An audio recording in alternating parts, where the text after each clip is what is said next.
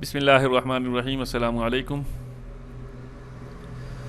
DFS time stamp structure इसमें देखेंगे और ये उसका एल्गोरिदम आ गया, इसको बाद में देखते हैं हम लोग।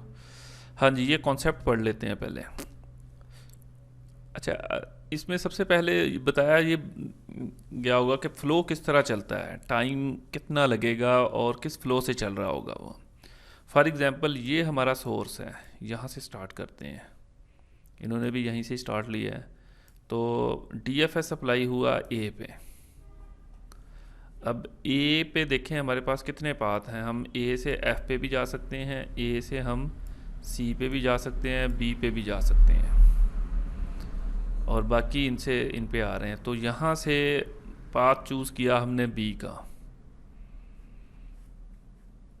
तो जिस तरह ये हमारे पास ए से बी की तरफ आए, तो फ़र्ज़ करें 1 सेकंड लग गया हमारा ए पे। पहला टाइम स्टैम्प हमारा 1 ए पे हुआ, ठीक है। और फिर उसके बाद हम पहुँचे बी पे, और हम कहते हैं 2 ये है। अब बी पे पहुँचने पे भी अभी चूँकि हम काम कर रहे हैं डी एफ एस पे, डेप्थ पे जाएंगे। आगे भी देखेंगे इसके नेक्स्ट इसके पास नोड है सी का। तो ये चूँकि एक ही पाथ है, सी पे जाएगा, तो सी थर्ड आ गया हमारा। अब सी से देखें कुछ भी नहीं है, सी के आगे सी लास्ट नोड है, ये डेप्थ में फुली डेप्थ में पड़ा हुआ है।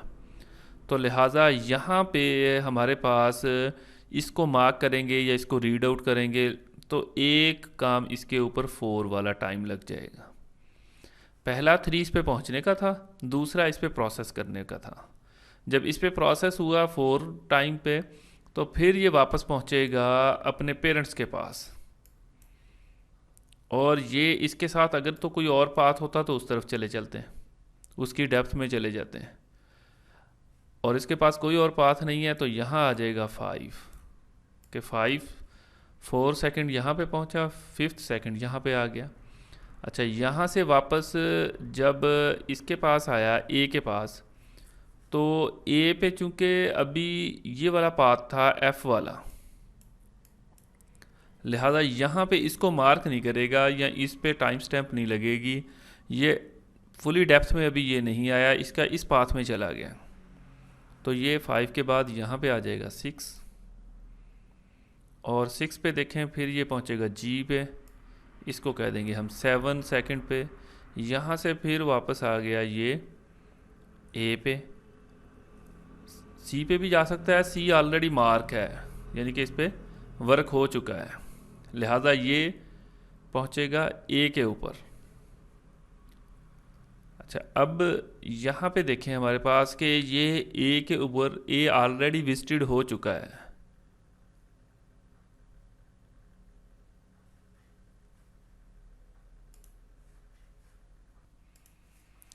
तो ये वाला नोड हमारे पास लास्ट नोड था, तो इसलिए इस पे प्रोसेस हो जाएगा, तो 8 सेकंड इस पे लग जाएगा। फिर वापस इस पे आया, चूँकि इसका और कोई पाथ नहीं है, यहाँ पे पहुँचने का पाथ नहीं है, वापस ए पे जाने का नहीं है, वो ए पेरेंट्स के तौर पे आएगा। तो यहाँ पे फिर 9 आ जाएगा, यहाँ से वापस यहाँ पे आ जाएगा 10। तो ये इतना सा इसने सारा विज़िट कर लिया। अब अगर हम डी को लेंगे तो डी 11 आ जाएगा, और फिर यहाँ आ जाएगा 12। इससे फर्दर और कोई नहीं है, तो यहाँ पे 13 लगा देंगे, और ये आ जाएगा 14 वापस जब पेरेंट्स पे आएगा ये। तो ये इस तरह टाइम फ्लो इसका वर्क करता है। रिकर्सिव कॉल होती है या स्टैक का प्रोसेस होता है। बहरहाल टाइम इस पे जो लग रहा है, टाइम का स्ट्रक्चर या टाइम स्टैम्प स्ट्रक्चर बताया गया है, वो इस तरह फ्लो करेगा। ये उसी कोई काम करके दिखाया गया कि कैसे रिटर्न हो रहा है वापस 4 5।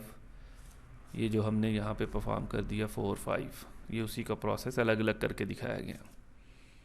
और वापस ए पे आया, ए से फिर एफ पे 6 7, और ये उसी तरह 7 आ गया, फिर ये देखें 10 यहाँ तक, ए 7 8 6 9 और फिर 10, वो वापस रिटर्न हो रहा है।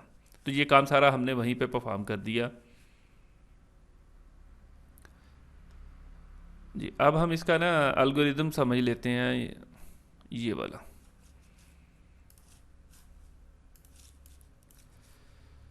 अच्छा, ये उसका नाम आ गया हमारे पास, लूप लगा दिया यू से लेके वी तक, और फिर उसको क्या कर दिया, कलर दे दिया यू को वाइट, और उसके पेरेंट्स को, यू के पेरेंट्स को नील कर दिया।